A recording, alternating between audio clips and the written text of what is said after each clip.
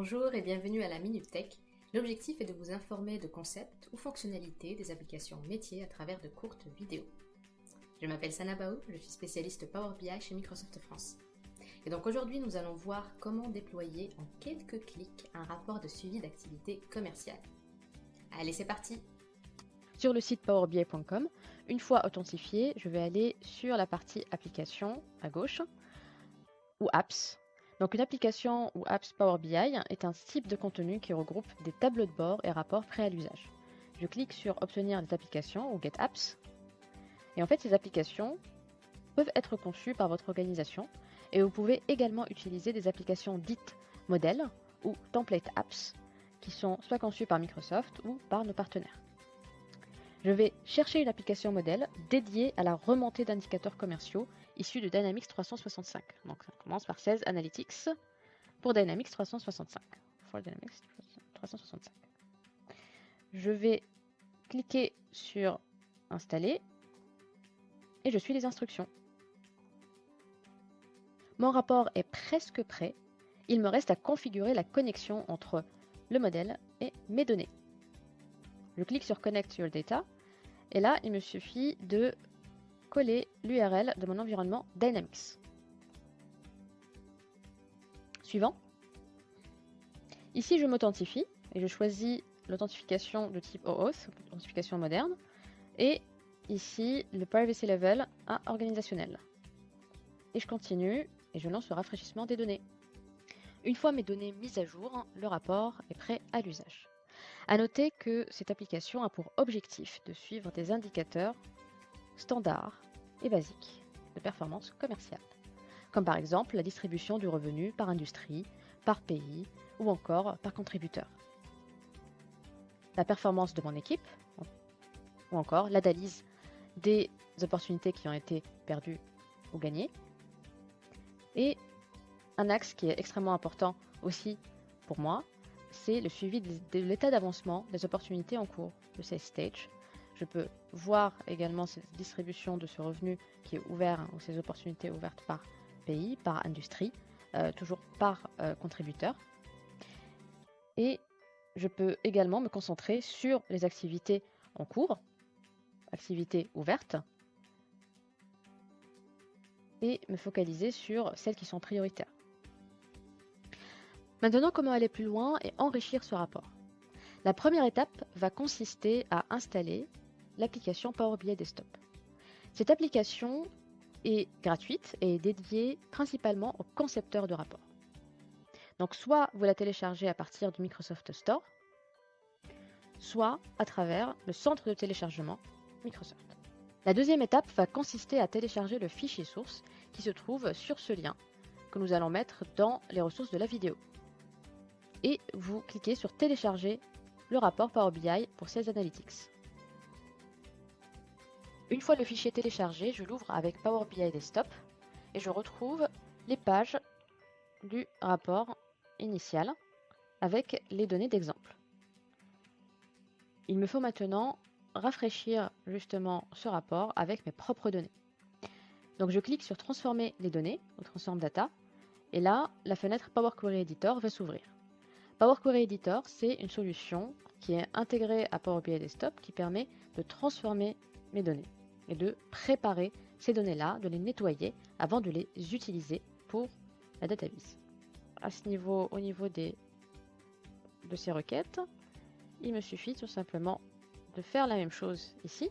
Je vais remplacer cette valeur actuelle d'URL avec le nom d'organisation et bien m'assurer de mettre le bon lien vers mon environnement. Moi, en l'occurrence, voilà, c'est organisation, dans organisation.crm.dynamics.com. Je peux bien sûr revérifier si j'ai la bonne syntaxe, tout simplement en copiant toute l'URL de Dynamics et en la collant ici.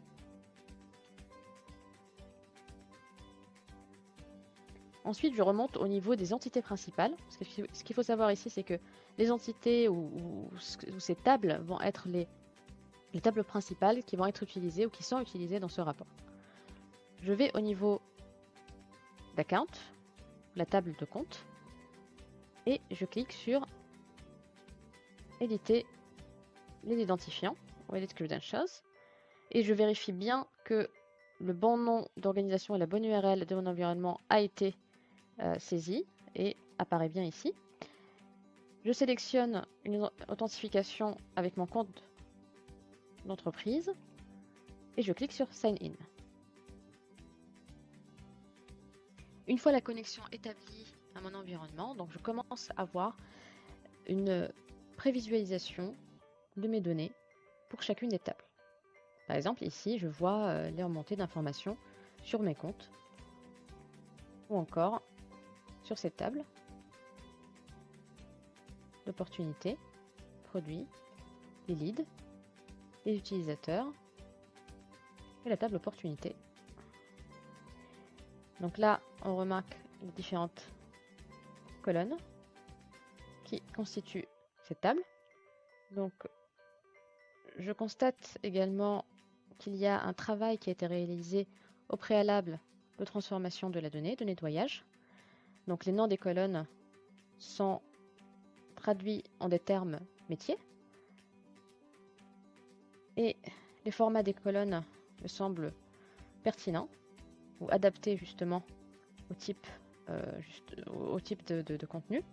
Et tout à droite, je vois les étapes qui ont déjà été appliquées de transformation. Et c'est ça aussi l'intérêt de ce type de rapport, c'est qu'il y a déjà eu un travail qui a été pré-mâché pour préparer les données qui proviennent justement de mon CRM. Et ça me permet de gagner du temps. Je vais désormais fermer et appliquer justement ces différentes modifications, cette connexion à ces données pour charger et rafraîchir mon rapport.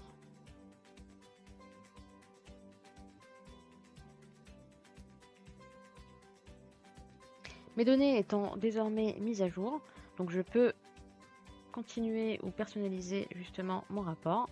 Et avant cela, je vais juste jeter un coup d'œil au modèle de données qui m'est proposé. Et donc vous voyez ici aussi l'intérêt, encore une fois, ici c'est de gagner du temps et on me met à disposition justement un modèle ou une proposition de modèle qui est déjà prête. Je vais désormais procéder à la personnalisation de cette page. Par exemple, je peux modifier ce visuel, le remplacer par un donut chart, modifier le format également. Donc, le détail des labels ou des étiquettes, je peux ajouter le pourcentage du total pour ce donut chart. Concernant la distribution du revenu par industrie, eh bien, je souhaite utiliser la fonctionnalité intelligente de Power BI qui est Smart Narrative ou narration intelligente qui me permet d'automatiquement générer une analyse textuelle justement de cet élément. Donc je vais juste lui trouver une petite place tout en haut. Tac. Et ce visuel-là, plutôt que de le laisser en bar chart, je préfère avoir une vue en trimap pour une meilleure lisibilité. Une fois mon rapport personnalisé ou modifié, je vais désormais le publier sur le service et le mettre à disposition dans un espace de travail collaboratif qui sera accessible par les responsables commerciaux. Je clique sur Sélectionner. Lorsque vous publiez un rapport sur le service, deux éléments vont être créés. Le rapport en lui-même et le jeu de données sous-jacent qui contient le modèle de données.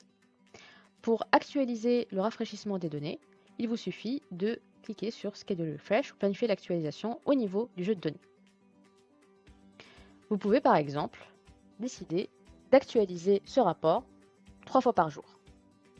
Pour ce faire, on va au niveau du Schedule Refresh et on va ajouter le temps que nous souhaitons. Par exemple, je veux le rafraîchissement à 9 h ou encore à 11 h du matin ou encore à 4 h de l'après-midi. Et donc, la fréquence ou la limite de fréquence de rafraîchissement va dépendre également du type de licence que vous avez. Donc, par exemple, si vous avez une licence Power BI Pro, vous pouvez rafraîchir chaque rapport jusqu'à 8 fois par jour. Avec une licence Power BI Premium, vous pouvez aller jusqu'à 48 fois par jour. Nous arrivons vers la fin de la vidéo, j'espère qu'elle vous a plu. N'hésitez pas à nous faire part de vos avis ou idées de sujets à traiter prochainement. Un grand merci et à bientôt!